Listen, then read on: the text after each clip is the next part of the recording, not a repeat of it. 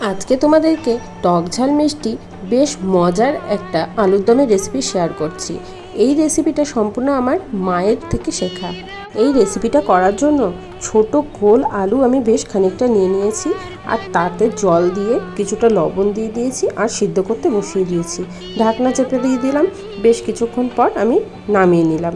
ঠান্ডা হয়ে গেলে আমি আলুগুলোকে ছুলে নিলাম। আর এই রেসিপিটার জন্য যেটা সবচেয়ে বেশি জরুরি সেটা হচ্ছে আম। এই আম একটা কিন্তু আমি ছোট সাইজে কেটে নিয়েছি। এবার খোলা কড়াই একটি গ্যাসে বসিয়ে দিলাম। কড়াই তেতে গেলে এর মধ্যে দিয়ে দিচ্ছি একটা শুকনো লঙ্কা। শুকনো লঙ্কাটা কিছুক্ষণ ভাজা ভাজা হয়ে গেলে দিয়ে দিচ্ছি গোটা গরম মশলা, আর দিয়ে দিয়েছি কয়েকটা গোলমরিচ, আর সাথে দিয়ে দিলাম 1 চামচের মতো জিরা। সবটা খুব ভালো মতো করে ভাজা হয়ে গেল। এবার আমি পাটায় কিন্তু বেটে নিচ্ছি। এবার কড়াইয়ে তেল দিয়ে দিব। তেল গরম হয়ে গেলে ফোড়নে দিয়ে দিব একটা শুকনো লঙ্কা, তেজপাতা ও কিছুটা গোটা জিরে। একটু নাড়াচাড়া করে নিয়ে দিয়ে দিব আলুগুলো একটু ভাজা ভাজা করে নেব। আর এই সময় আমি এর মধ্যে দিব 1 চিমটির মতো হিং।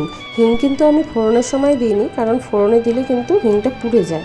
তাই আলু যখন ভাজছি তখন কিন্তু আমি হিংটা দিয়ে দিয়েছি। এতে হিংটা সুন্দর একটা গন্ধ আসে। এবার আমি আমের যে টুকরো করে রেখেছিলাম, আমের টুকরোগুলো দিয়ে দিচ্ছি। সবগুলো একসাথে নাড়াচাড়া করে নেব। আর এই অবস্থায় আমি দিয়ে দেব কিছুটা লবণ দিয়েও নাড়াচাড়া করে নেব খুব ভালো মতো করে। এবার আমি দিয়ে দিচ্ছি এর মধ্যে হলুদ গুঁড়ো দিয়েও আমি বেশ ভালো মতো করে নাড়াচাড়া করে নেব।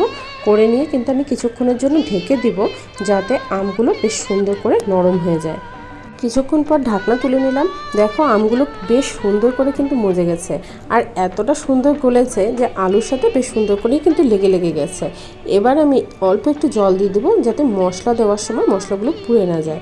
অল্প জল দিয়ে নাড়াচাড়া করে নিয়ে আমি এর মধ্যে কিছুই না, সেরকম একটু লঙ্কার গুঁড়া দিব আর একটু ধনের গুঁড়া দিব, আর কিচ্ছু মশলা লাগবে না এর মধ্যে। এবার মশলাটাকে খুব ভালো মতো করে কিন্তু আলুর সাথে কষিয়ে নিতে হবে। বেশ নাড়াচাড়া করে কিন্তু আমি কষিয়ে নিচ্ছি। আর কষাতে একটা কথা বলে রাখছি, যদি তোমাদের রেসিপিগুলো ভালো লাগে প্লিজ একটু কমেন্ট করে যেও। খুব ভালো মতো করে কিন্তু কষানো হয়ে গেছে। এবার আমি এর মধ্যে দিয়ে দিচ্ছি জল। খুব বেশি জল দিব না, অল্পই জল দেব। জল দিয়ে বেশ একটু নাড়াচাড়া করে নেব। এই সময় আমি এর মধ্যে দিয়ে দেবো ঠিক কয়েক দানা চিনি। এতে কি হবে, লবণ মিষ্টি ব্যালেন্সটা হবে, আর বেশ একটা টক ঝাল মিষ্টি স্বাদ নিয়ে আসবে। এবার যে মশলাটা বানিয়ে রেখেছিলাম সেই মশলাটা এর মধ্যে দিয়ে দিচ্ছি।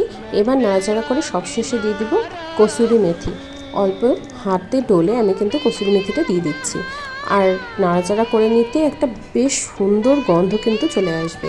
এবার আমি শেষে ঘি দিয়ে দিচ্ছি। আমি এখানে আমুলের ঘি ইউজ করছি। তোমরা চাইলে এখানে ঘিয়ের পরিবর্তে বাটারও দিতে পারো, এতেও কিন্তু টেস্টটা অনেক বেশি সুন্দর হয়। ঘিতেও ভালোই হয়। আমি ঘি দিচ্ছি, তোমরা এইভাবে করে দেখো। আলুর দমটা, এটা আমি নাম দিয়েছি আম আলুর দম। তোমরা কি বলছো, এটার কি নাম দিলে সবথেকে ভালো হয় সেটা তোমরা একটু কমেন্ট করে জানিও। আর কেমন হয়েছে রান্নাটা সেটাও বলো।